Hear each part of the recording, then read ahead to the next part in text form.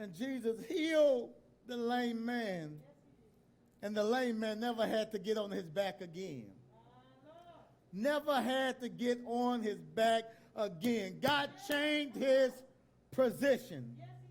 And here Jesus impacting all types of lives, changing all types of positions of people's lives. And here he is in the position with his arms open up wide.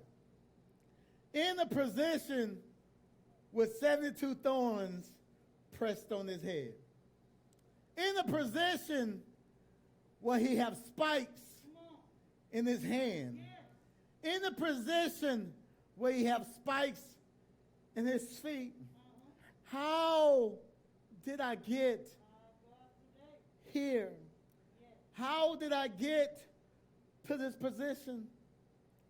My brothers and sisters, prior to this day, the night before Jesus knew exactly what he was going to have to endure in the Garden of Gethsemane, and Jesus talked to his Father and said, Father, if it's your will, remove this bitter cup from me. He said, Father, this is about to get hard. I know I have a purpose. I know this is my destiny, but can we do it another way? Can we do it another way? I don't know about you, but have you ever found yourself in awkward positions? Say, God, I know this situation is going to help me. I know because of this situation in my life right now, I know when I come out of it that I'm going to be better. Why? Because I remember when all hell was breaking loose in my life 5 years ago. Because of that experience, I'm better than I was before. Before I went into that fire, I'm better when I came out. Now my skin is used to certain degrees. You know what I'm talking about. You know how when certain things used to burn you, when you used to get burned by small things, but then you got put in a fire situation? I'm talking the situation like the Hebrew boys where the enemy turned up the heat. They say, you know what, I know the regular fire is enough to kill you, but if I turn it up because I want to be for sure that it's going to be over. But here you are 5 years ago. You're still walking. You're still standing. Can you cut that feet? Well, you're still standing. You're still trusting in what God said. You're still holding on. You're still believing in everything that God said for your life. You've been through hard times. You've been through trials and tribulations. But here you are in your life. You're still standing. Sometimes you look back and say, I don't know how I got out of this. I don't know how I still sane. I don't know how I haven't lost my mind. I don't know how I haven't ended up in the crazy house. I don't know how. I don't know how. How did I get in this awkward position? Oh, and I know sometimes the position don't feel right. He was in the Garden of Gethsemane. He said, God, is there another way, Father? Father, can you do something else? And I don't know about you, but sometimes in my life I feel the same way. Sometimes I feel the same way. I say, God, I know this is going to benefit me. God, I know that everything's going to work out for my good, but God, can you do it a different way? God, can you make this burden light? Can you make this situation a little bit easier? Do I have to go through all this? Do I have to go through all the hard times? Do folks have to lie on me? Do folks have to talk about me? Do I have to deal with struggle in my mind and a messed up head and everything else? God, do I have to go through this? Because here it is. We're talking about a God that created heaven and earth. That can do what he want to do, how he want to do it. In 6 days, he created everything. In 6 days, he created everything. I don't know about you, but sometimes I know it's my test. I know it's my journey. I know I have to feel that pain, but I still have sometimes question and ask God, is there another way? God, I know you've been the man that you are, being the creator that you are. You could have created a different path. You could have made this road a lot easier than it is right now, God. Why? It couldn't have been another way. But then Jesus said something. He said, not my will. Not my will, but let thy will be done. I'm going to tell you, that's a hard place to be. That's a hard place to be because Jesus knew. See, Jesus was like us. See, sometimes I don't know why I'm going through, and I don't know I'm getting ready to go through something. Sometimes I get caught blindsided. It just, problems just showed up. Goliath just showed up. The brothers just showed up. All 12 of them, all 11 of them just showed up. And it's like, how in the world did I end up in this predicament? Oh, Adam, I can just imagine the serpent just showed up, just showed up. Isn't it surprising when things just show up? When you get that phone call and then as soon as you hear that bad news, it feels like your whole life has just stopped. It feels like you can't even catch your breath because of the news that you have heard and the situation just showed up. You thought it was good, and it seems like when things is about to get better, something else happens. Just when I prayed and God has showed his hand in this situation, now I'm faced with this situation. It just keeps happening over and over and over and over and over again. I know there's some perfect people in this place. I know there's some folks in this place that never have to go through nothing, that never have ever dealt with anything. But is there some people in this place to say, you know what, in my life I have faced some pain. In my life, I have faced some heartache, and if I let the truth be told, I may have a smile on my face right now, but I got a hell I got to deal with when I leave here. I got a hell when I got to deal with on my job. I got hell I got to deal with as soon as I step out of this situation. Oh, is there anybody in this place to say, all I need is a minute? All I need is a minute. Just give me 1 minute to regroup and just give me 1 minute to get myself together. God, I just need some. God, just give me a little bit. God, just give me 1 hour, God. God, give me 1 hour apiece. God, give me 1 hour. Just 1 hour, God.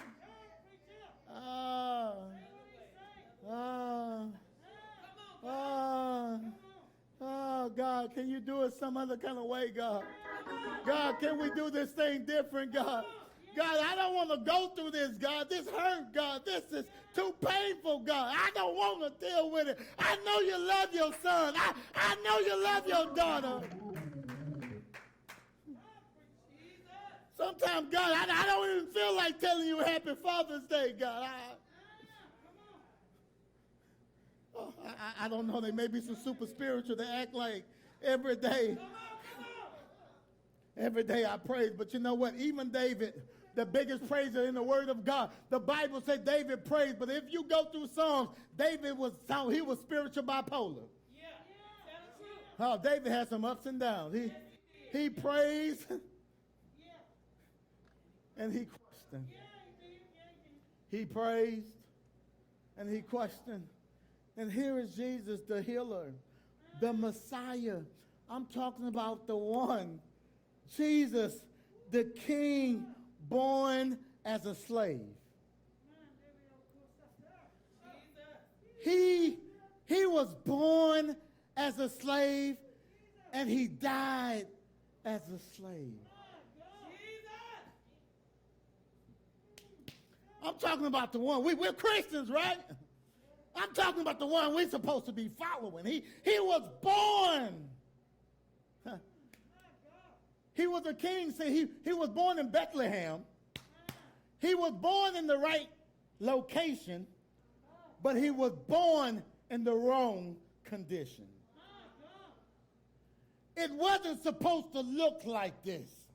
This is not what kingdom's supposed to look like. This is not how a king is supposed to be born. And this is not how a king is supposed to die. Father, is there another way? Is there another way? Could I have been born in the palace? Why I couldn't be the one born with a silver spoon in my mouth? Why I couldn't be the born into a wealthy family? Why I couldn't be the one that my daddy wasn't crazy? Why I couldn't be the one that my dad walked out of my life and my mom had to raise all of us by herself? Why? Why I gotta be the one that my dad walked out of me when I was a teenager, when I needed him the most? And he walked out of my life when he was young, but now he don't need to do something for me, and now he want to come back.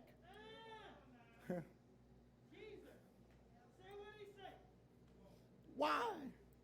Why, God? Why my dad couldn't be encouraging? Why my dad couldn't be one of the great bishops? And why my dad couldn't be a superstar? Why?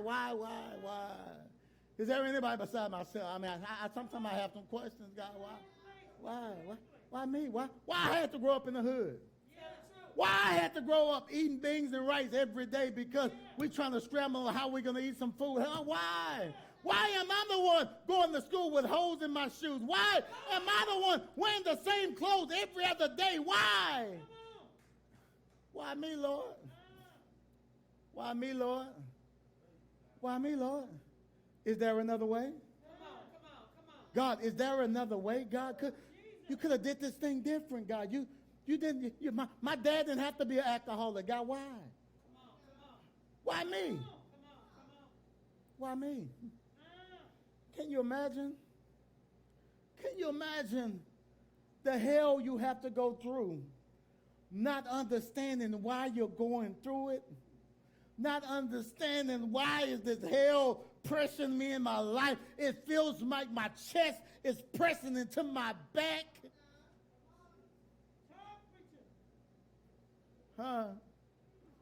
Sometimes I feel just like George Floyd. Sometimes I feel like the devil have his knee in my neck. Sometimes I feel like I can't breathe. Can't breathe. And I look around and there's nothing pressing against me. There's nothing physically choking me out, but here I am, still can't breathe.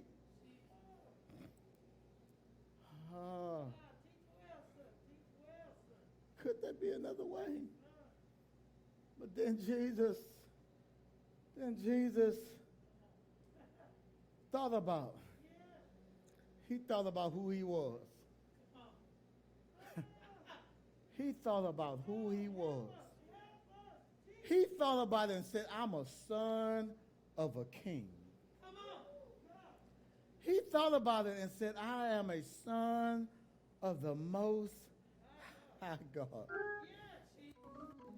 And see, the reason why I believe he thought about it, because right when he was baptized, the Bible said when he came out of the water, Father himself spoke from heaven and said, this is my beloved son who I am well pleased.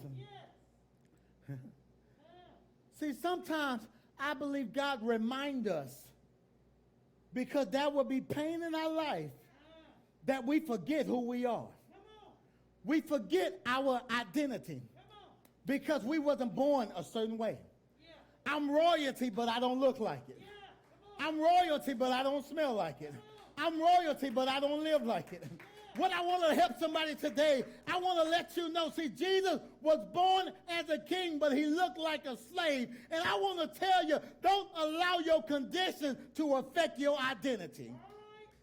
Don't allow your identity, your condition to affect your identity. I may not look like royalty,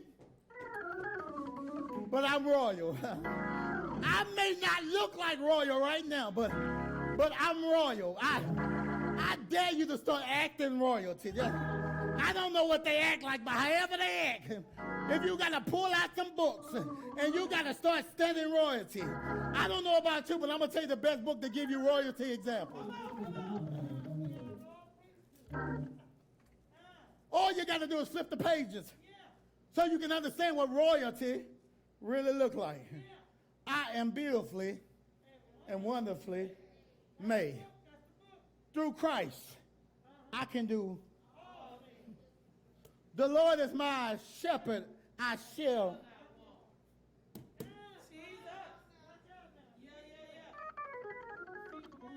And then it gives us instruction of what royalty is supposed to act like. It says, make a joyful unto the Lord all ye. It didn't say make a joyful noise when everything is going good. He didn't say make a joyful noise when you think everything is figured out. He said make a joyful noise unto the Lord all ye land. David said, I will bless him at all times, and his praises shall continually be in my mouth. And Jesus said, not my will, but let not my will, but let your will be done. I know this may feel bad right now, but not my will, but your. This may be a painful season in my life, but let not my will, but let your will be done.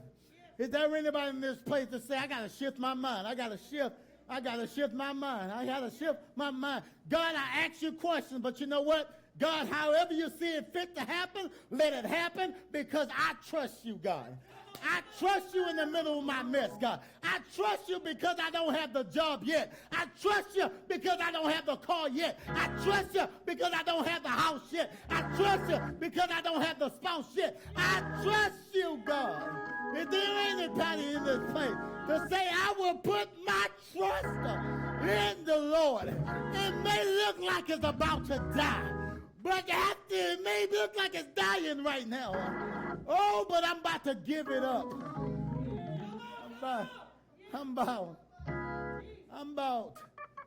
to give it up. See, here it is. Jesus is in position. He's in position. And when he went from the Garden of Gethsemane to the cross, the Bible said that they beat his flesh. They beat him so bad his mom didn't even recognize him. They beat him. They whipped him. I know we sing the songs and sometimes we don't think about it, but imagine getting whooped all night long.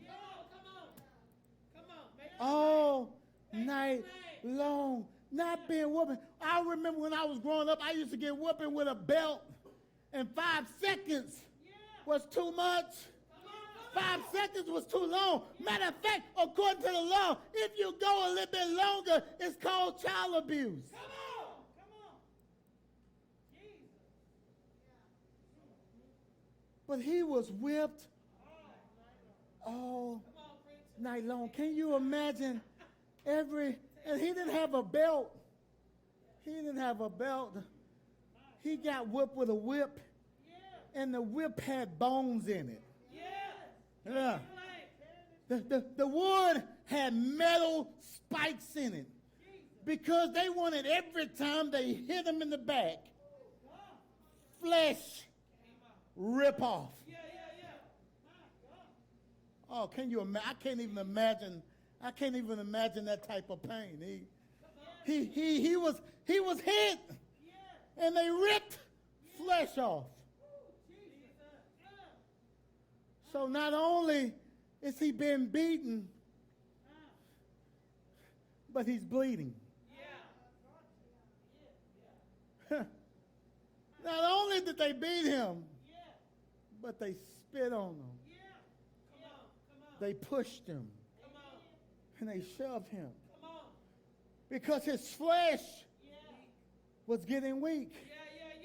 This is what I love about Jesus.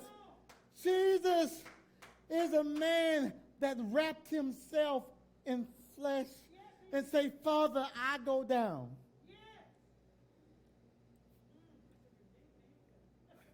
I go down to redeem them. I go down and redeem my sisters and my brothers. I do it. I do it. I know it's not going to be easy, but I do it. I know it's going to be hard times, but I do it.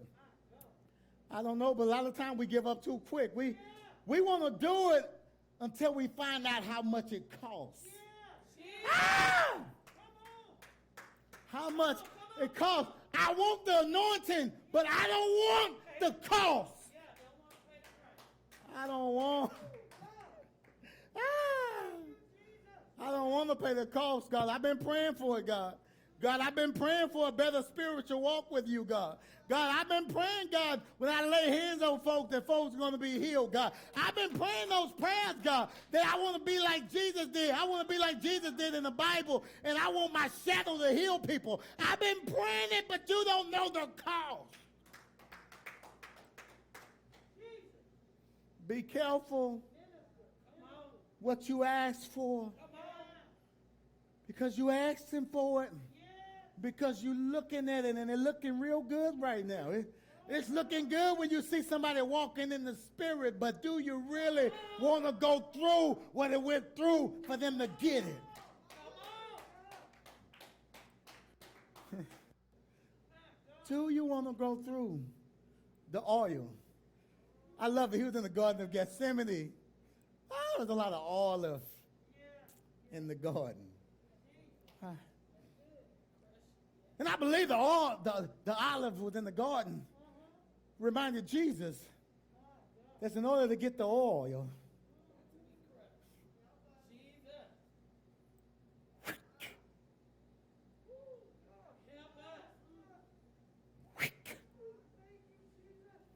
every hit, every time he was hit, flesh came.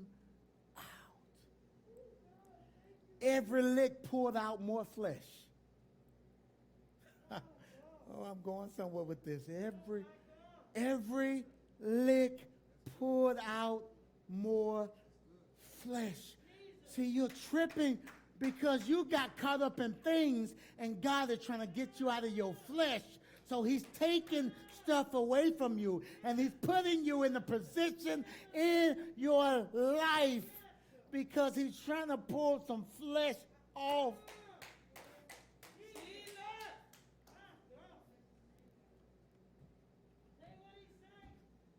Let me tell you this. This is my testimony. You know when I stopped worrying about the cars and the houses, when he started giving it to me? When my flesh stopped desiring it. When my flesh started to desire him.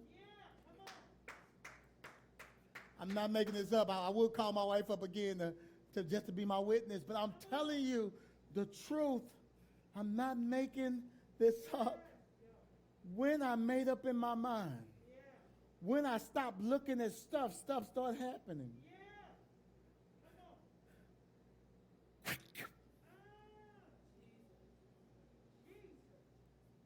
Every hit, flesh came out. Every hit, blood came out. Every hit, he's losing, not only is he losing flesh, but he's losing blood. He's losing the thing that keeps you alive. You can have a brain, but if you don't have no blood, your brain won't work. You can have a heart, but if you don't have no blood, the heart won't work. Everything, every hit in his body. Said his mama didn't even recognize him. Can you imagine that? His mom didn't even recognize him. See, we're looking at this thing like he was just getting hit in the back. But his mom didn't recognize him. That means he was getting hit every which way. He was getting hit in the face, in the neck, wherever it laid.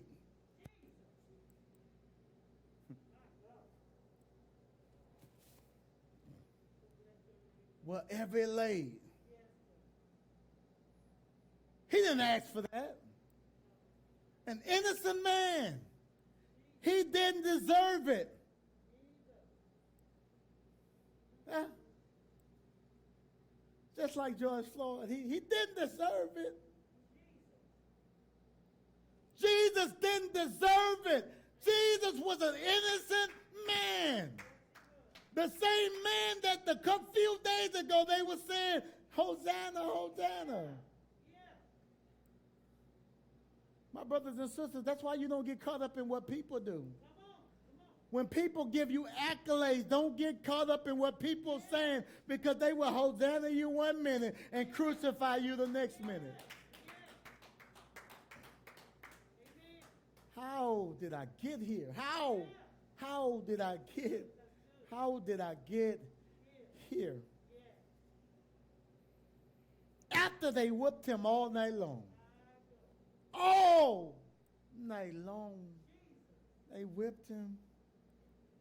The Bible said that the Roman soldiers took a crown, they twisted it up, thorns, and pressed it on his head, and laughed at him like, here's the king.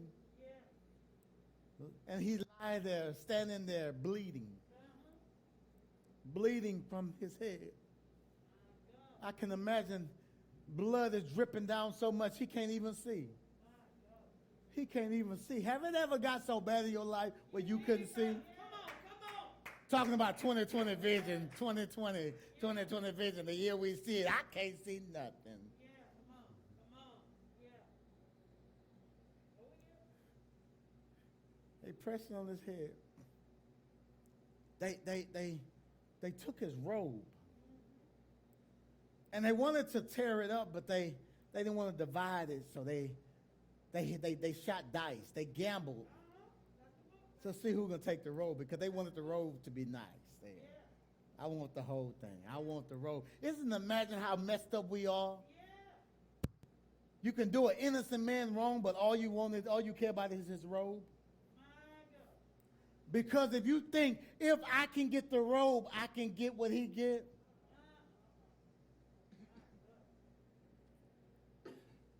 Took the robe. Left Jesus there naked. Naked. This is what I love about this. God showed me this. See, you remember the first sermon series we dealt with Adam. Adam messed up, committed sin, and he was in the beginning naked. But then he sinned. He sinned, and when he sinned, they covered themselves.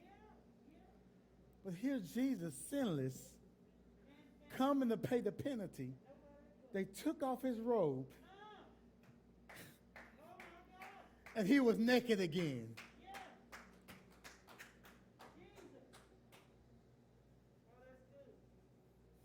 He stayed naked. They stripped off the robe. And he had to bear a cross. Imagine this, the blood is already leaving the body. He's already getting weak physically. The flesh is getting weaker and weaker. I hope you follow me. Every step, the flesh is getting weak. The flesh is getting weaker and weaker. Every pain, the flesh is getting weaker and weaker and weaker and weaker and weaker until he couldn't even carry the cross no more. He had to get assistance. He had to get some help. He was too weak to bear his own cross. The same Jesus that told his disciples, you have to bear your own cross, couldn't even bear his own. Got him. They finally got him to the place. They finally got him to the place and like, yeah, we got him now. I can imagine those old Pharisees and Sadducees looking at him like, yeah, we got him now. We got him now. We got him now. We got him now. Yeah. Man, he was messing up our money, but we got him now. Calling himself tearing over the tables, but because we was cheating people in the room with the sacrifices. But we got him now. Man, we supposed to be filling up the temples on Sundays, and this dude got everybody in the wilderness. This man got all 5,000 of them up there with him. And instead of him giving them an offering, he's feeding all of them. What? You making the temple look bad, man. You gotta go. You gotta go. You gotta go. That's what scares me so much when I go on Facebook and I see church rhetoric. When people still arguing about what kind of clothes you should wear to church. People are still debating if you met. I bet people looking at me right now. They see me with a T-shirt and Jordan and say, oh, man, he ain't saved. That's how religious our minds have been. And we go to church calling ourselves a Christian, but living like a Pharisee and Sadducee.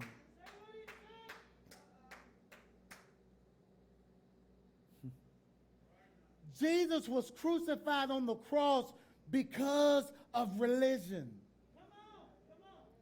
Because if it was for relationship, they would have embraced him. But they didn't embrace him because they wouldn't accept the relationship because they were stuck in the religion.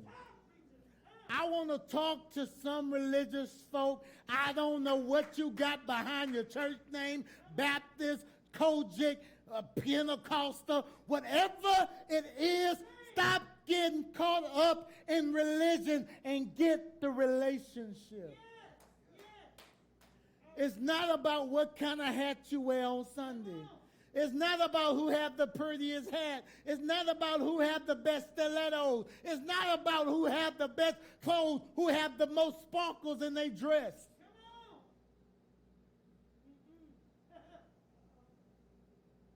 Still having the debate, won't allow a woman to go in church because she got pants on.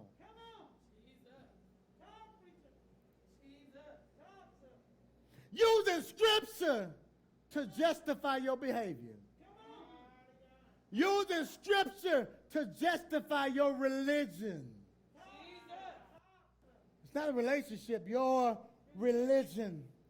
That's why it's so messed up how we get so caught up in religion and we forget about relationship.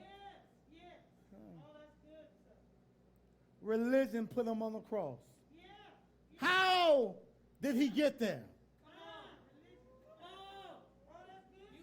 How did he get there? Some of us today, 2020, over 2,020 years ago,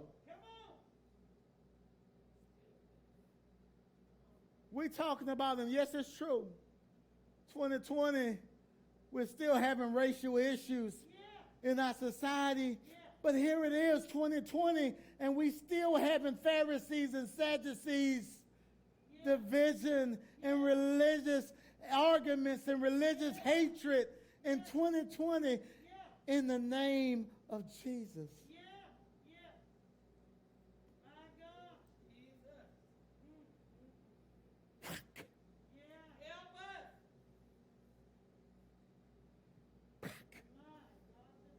My brothers and sisters, I want to let you know some flesh got to come off. You've been dealing with the plane, but I'm telling you the flesh got to come. Flesh got to come off. You may be weak right now, but the flesh got to come. You're not going to celebrate it. You're not going to be thankful in it. It's hard to praise God when you're getting beaten. It's hard to praise him when you're in pain. But there's some strong people here today to say, I'm going to bless him in the pain. I'm going to praise him in the pain. I'm going to do what Jesus did and said. Look at somebody and say, get in position. Get in position. Jesus was on the cross. They nailed both of it. Not only did they beat him, should have been enough.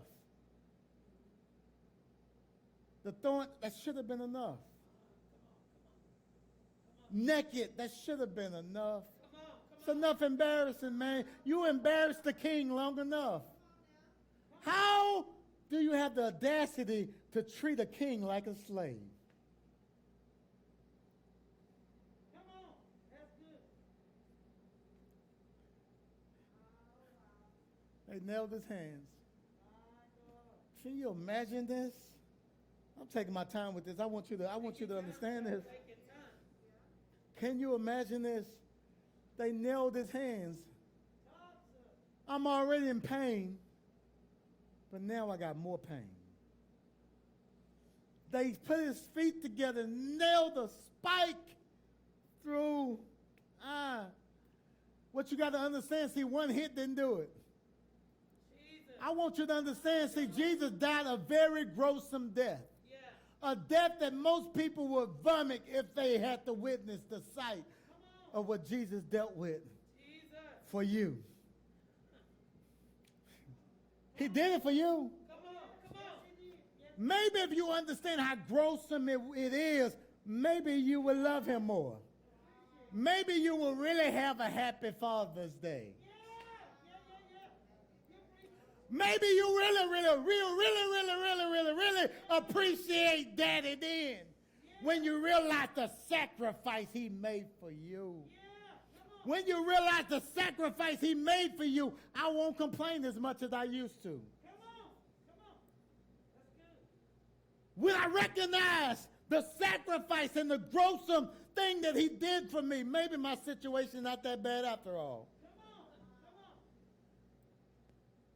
Not that bad after all. I'm tripping over this. It's not that bad. It's not that bad. I'm still here. Still breathing. Still trusting. Folks still fighting. Folks still living. I'm here.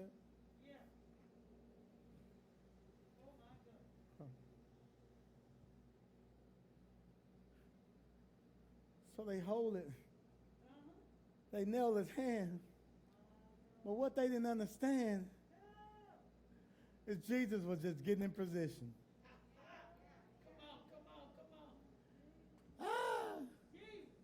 See, they understood what he can do with his hands. So they separated.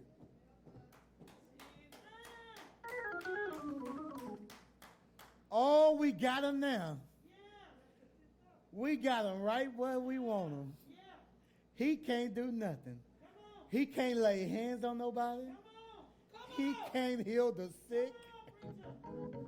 I bet he can't feed the 5,000 now. We got him. We got him. I can imagine them high-fiving. See, I can imagine your devil high-fiving right now. Say, we got him. We got him. We got their mind. We got their mind now. They not even in their word anymore. We got them now. We got them. They won't even pray to you anymore. We got them now. We got them.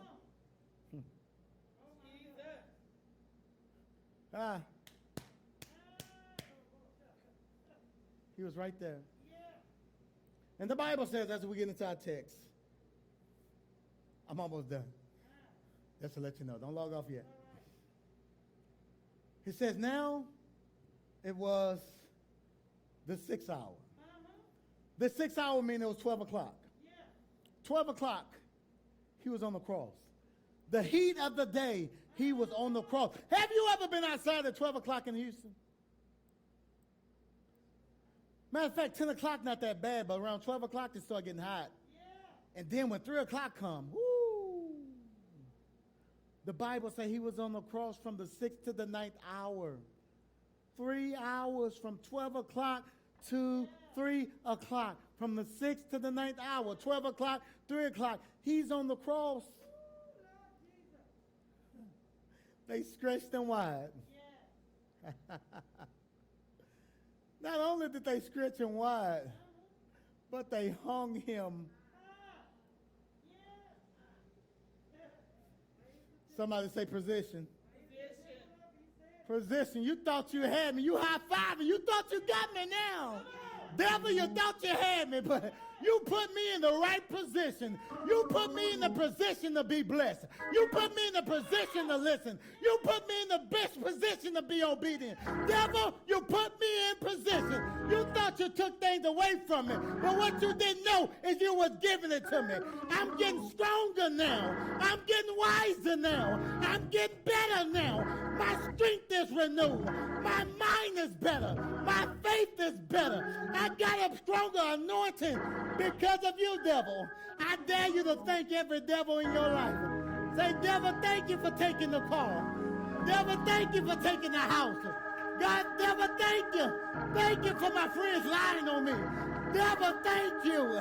Thank you, devil. Thank you, devil. Because what you didn't know is you took it away from the flesh. What you didn't know about the spirit. Look at this, look at this, look at this, look at this. From the 6th to the 9th hour, he was on the cross. 6th to the 9th hour, he was on the cross. When it's supposed to be the lightest part of the day. 12 o'clock, 6th hour, the sun is right in top of you. That means the sun's supposed to be beaming down on his head. Can you imagine that, being on the cross, brutal, being in the cross, bleeding, being in the cross in the last of your life, the life you living on the edge, you barely, your heart not even beating right. Your heart not even beating right because you don't have all the blood you need for your heart to beat properly. Can you imagine that? And now he on the cross at 12 o'clock for the sun to beam down on his head. Oh, but I love this. This is what I love. What you meant for evil. You wanted to get real bad, but God said enough is enough. That's why Luke was specific and said now it was the 6th hour, 12 o'clock, and there was darkness over the earth. The sun that was supposed to beam on his head didn't shine. Why? Because the sun knew the sun.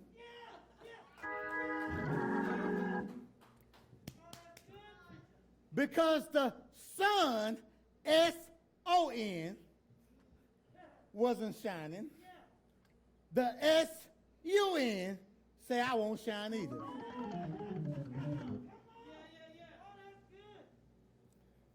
Said it was darkening.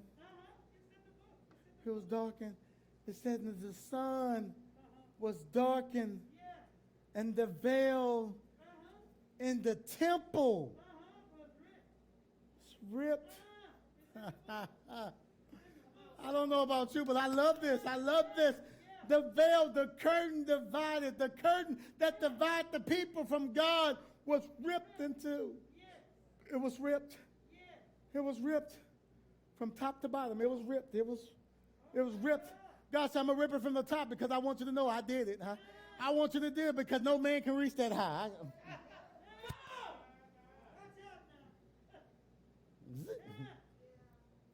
Huh? It was ripped from top to bottom. And the reason why this was announced in the scripture, because God wanted to let you know that the veil that hid his presence from his people is now ripped into two. The same veil that Adam put on his body. The same veil he used fig leaves. Cover himself. Was the same veil, curtain that was covering the Holy of Holies from the people of God. The Bible says the veil was torn. I love this, and I'm almost done. And when Jesus had cried out with a loud voice,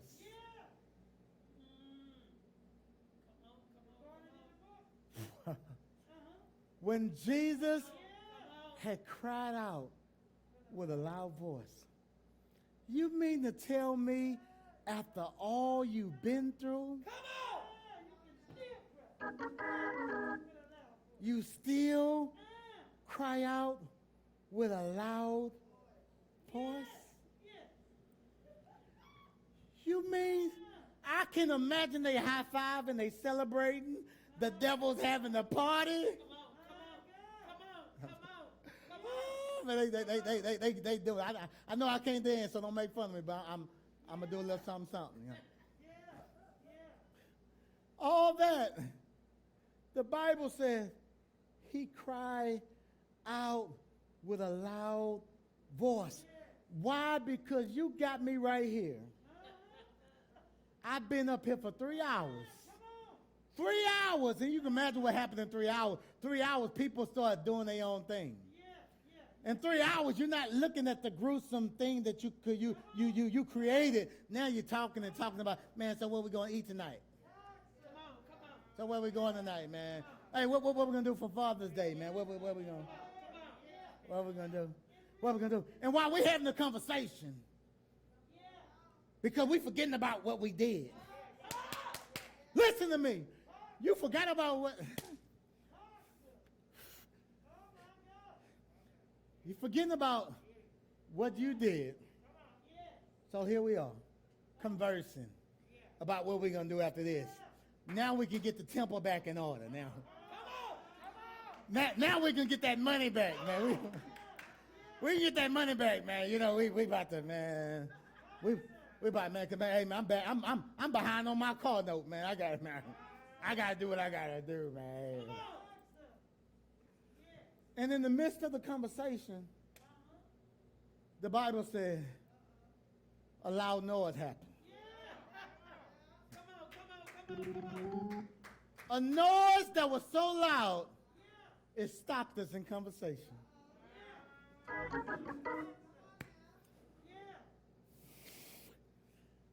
And when Jesus had cried out with a loud voice, he cried out with a loud voice because he said, you know what? Don't stop looking now. Don't stop looking now. Devil, don't stop now. Devil, you thought I was done. You thought it was over with because I've been up here for 3 hours. You thought it was over because you was watching the first 30 minutes because you said, man, maybe he'll get himself off the cross. And what was so awesome about Jesus? Jesus said I had the power to do it. Jesus told Peter, he said, man, I got the power to cause down legions of angels to save me right now. But I don't need you. Put that sword away. I don't need your help. I don't need you, man. I know you love me. I know you love me and you got my back, man, but I don't need you to protect me. I got to do this, man. Matter of fact, he told him before that. He said, get thee behind me, saying, you speaking the wrong thing. Peter, you worried about yourself. You worried about yourself because you're expecting me to be with you always. But Jesus said, I got to go so the comforter can come. He said, I got to go so you can do something. Because you can't do nothing as long as I'm here. Oh, but when Father go home, he said, it's your turn now. He says, I got to go so you can move. I got to go so you can heal. Because you've been so comfortable watching me heal. And God said, I called you to do the same thing. The Bible says he shouted out with a loud voice. And he said, Father! I don't know what day it was, but I can imagine this being the best Father's Day ever. The moment with the Son is about to reunite with the Father.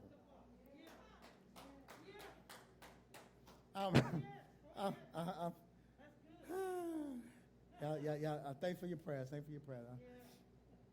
He said, Father, into your hands I commend my spirit. Here it is. This is what I love about this, and I'm done. I promise you I'm done. I promise you I'm done. He said, into your hands I commend my spirit. They beat my body. They whooped my flesh.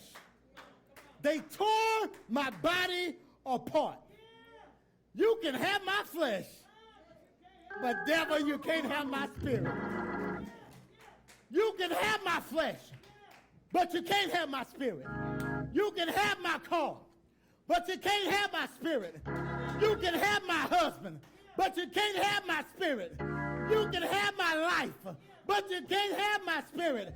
Into your hands, I commend my spirit. God, I give it to you right now, God. I give it to you right now, God. I'm coming out of the flesh, a corrupt flesh, a broken flesh, a torn up flesh, a ripped up flesh, a bleeding flesh, and I'm coming out into the spirit. How did I get here? How did I get here?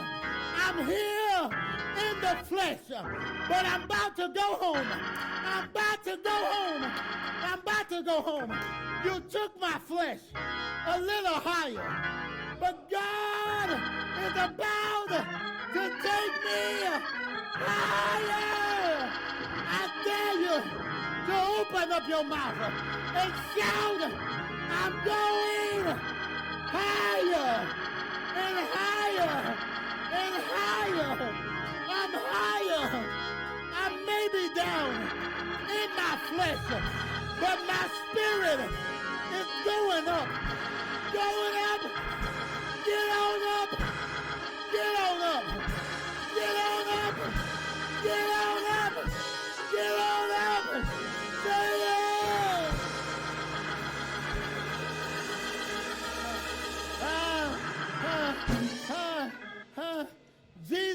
Jesus' death was voluntary. It was voluntary. He volunteered himself. He put himself through the pain and said, I put myself through pain, but I'm about to go in the spirit. Because here it is. Jesus, omniscient, omnipresent, spent 32 years. Well, everywhere he went, he had to travel and go to places in the flesh.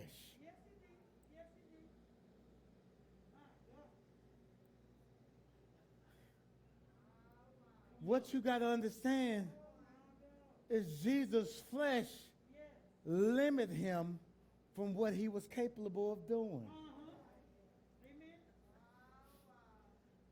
My brothers and sisters, you got to be careful about the flesh, because your flesh will keep you from doing what you're capable of doing. Oh, so the final draw, they beat up the flesh. They destroyed the flesh. They pressed crowns on the flesh. Oh, they did everything to the flesh. And then he said, into your hands, I commend my spirit. I'm done. I'm done. Into your hands, I commend my spirit. My brothers and sisters, I want to let you know the devil can affect the flesh. You may lose some stuff. You may lose some people. Help may not always be good. You may be sick in your body. But he can touch your flesh.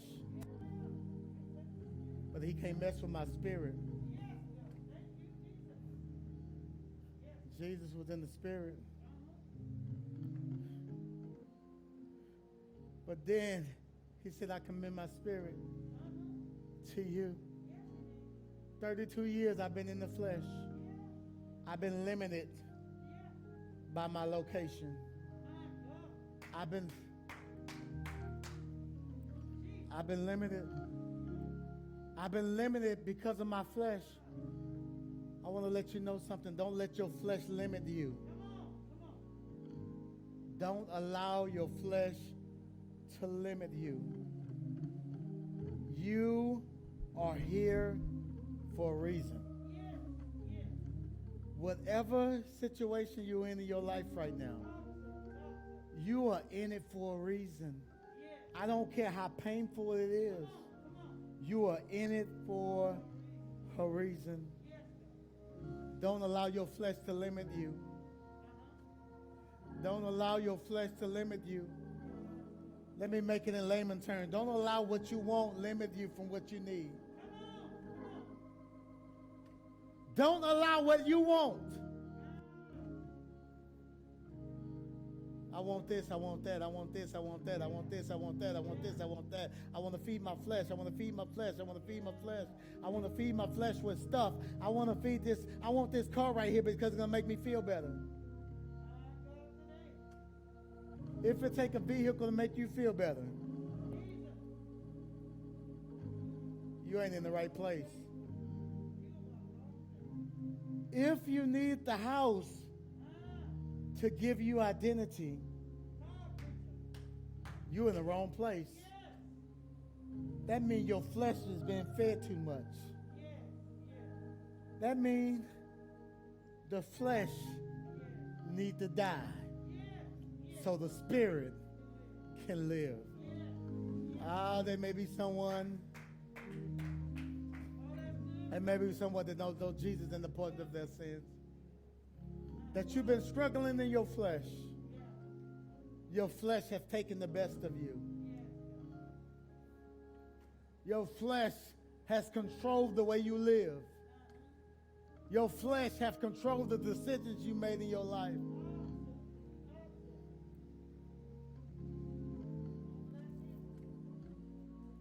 But if it's you today to say to your mouth on Father's Day, on this Father's Day, say, Father, into your hands I commend my spirit.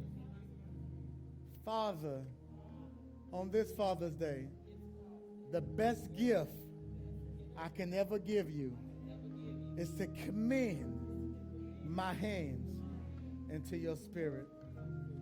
If that's you, I want to let you know that your best life is right before you. When you live in the Spirit, walk in the Spirit, and your spiritual man is stronger than your fleshly man, God said, now you're in the right place. Now you're in the right place. Now you're in the right place. God has something special in store for you. There may be someone that don't know Jesus in the pardon of their sins. The one that can give you eternal life. The question is, if you was to die on today, do you know where you will spend eternity? If you're not sure, I'm pleading, I'm begging you, today, give him your life. It doesn't matter what your flesh is doing. It doesn't matter how messed up your flesh is doing. All you have to do is commend your spirit to him. Say, God, I give you this. God, feed my flesh, feed my spirit, feed my spirit, feed my spirit, feed my spirit. Make me whole, God. Make me the daughter, the son that you have called me to be, God. On today, God, I give you the best Father's Day gift I could ever give you. I've been worrying, but my worrying is about to stop. Why? Because I'm coming out of the flesh. I'm coming out of the flesh, and I'm going to feed the Spirit. Would you come? Would you give him your life? The worst thing you can do today is not give your life to Jesus. Jesus said in John 10:9, he said, I am the gate. Those that have come through me will be saved. He said in John 14:6, he said, I am the way, the truth, and the life. No one comes to the Father except through me. My brothers and sisters, not having Jesus in your life is the biggest mistake you could ever make. It doesn't matter what you did last night. It doesn't matter what you did before you logged in. It doesn't matter what you did before you got here. God said, come to me, all that is burdened. And he said, I will give you rest.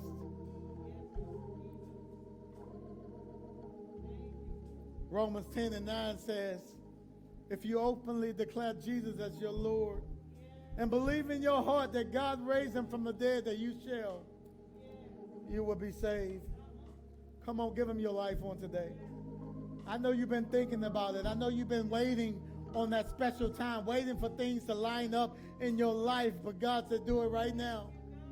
Do it right now. God said, when you do it now, he said, everything's going to line up. You've been waiting for things to line up, but you out of order. God said, get it in order.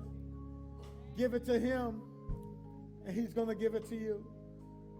Would you give him your life? I want you to lift your hands right where you are, and I want you to pray this prayer with me and give him your life. Say, dear Jesus, I believe you're the Son of God, that you died for my sins on the cross and rose as it is written. From this day, I give myself to you, for I am a sinner in need of a Savior. Forgive me of my sins. Come into my heart. Take charge of my life. Make me the person that you want me to be.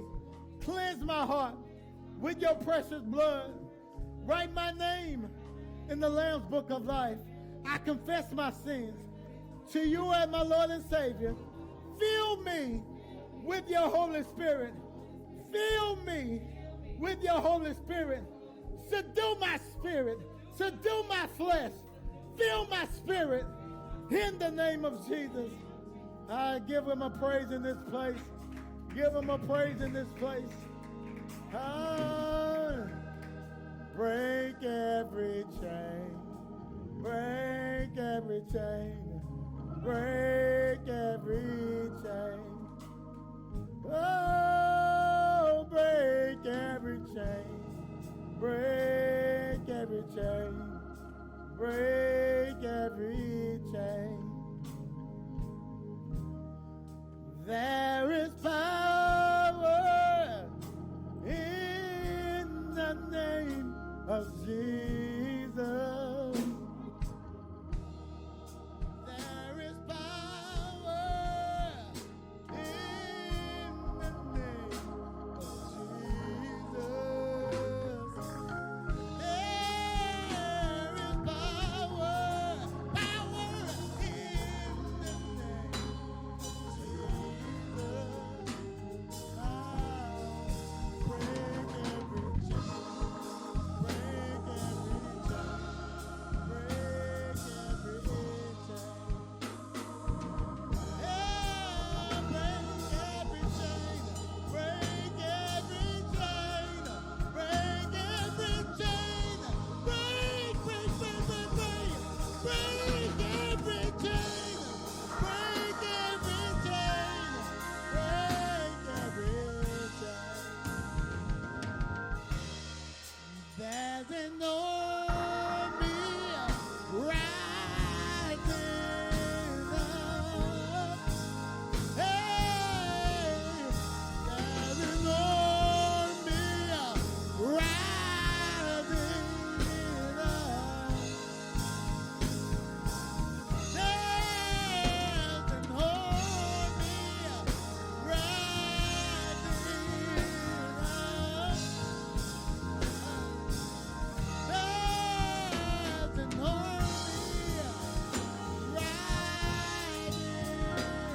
up. Do you hear it? I hear the chains falling. Loose your hold, devil. You have no power. I hear the chains falling. Help me sing it. I hear.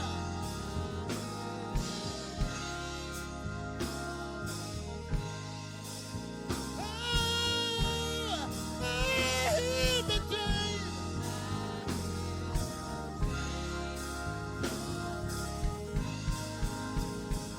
In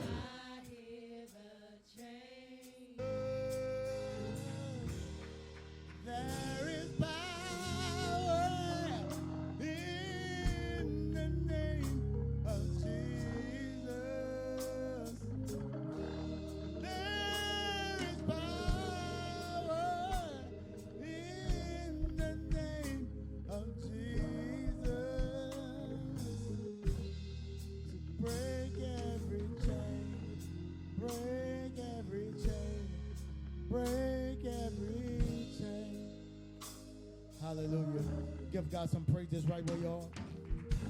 Hallelujah. Hallelujah. Bless you. God bless you. Amen. We thank each and every one of you for being here. Amen. Online, thank you so much. God bless you. Amen.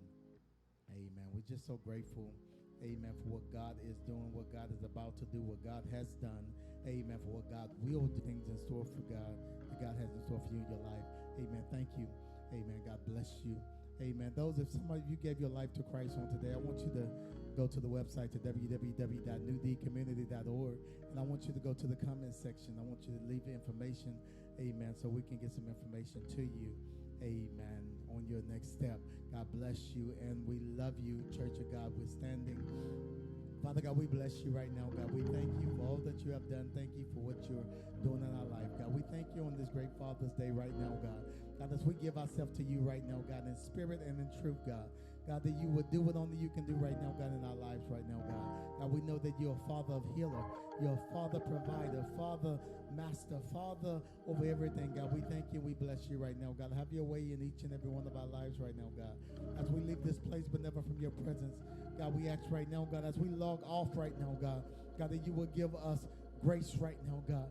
God, those online right now, God, that you will bless them right now, God. Bless their homes. God, we speak Psalms 91, God, over every life, God, whether they're in the sanctuary or whether they're online right now, God. Bless them in their lives right now, God. We thank you right now, God. We give traveling grace right now, God. God, you will bless our home, be the same way that we left it untouched and unharmed, God. We thank you and we bless you right now. Now may the grace of God, the love of Jesus Christ, sweet communion of his Holy Spirit, may the rest, rule, and abide with each and every one of us. And everybody believe that, say amen. Amen. God bless you. We dismiss. Love you. Love you. Love you. Love you.